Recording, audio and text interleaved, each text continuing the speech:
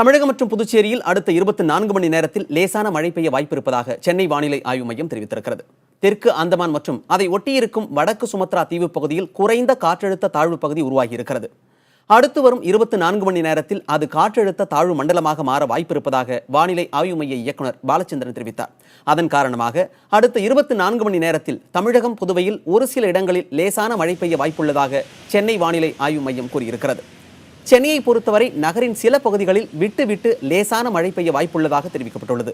கடந்த 24 மணி நேரத்தில் அதிகபட்சமாக சிவகிரியில் 6 சென்டிமீட்டர் மழை பதிவாகியிருக்கிறது.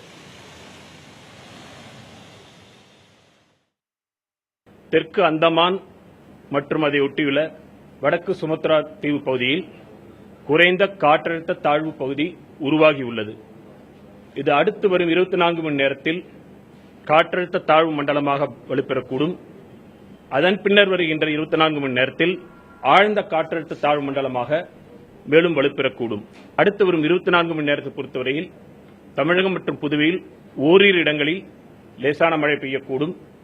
சென்னை பொறுத்தவரையில் நகரின் சில பகுதியில் இடைவெளி விட்டு ஓரிரு முறை லேசான மழை பெய்யக்கூடும்.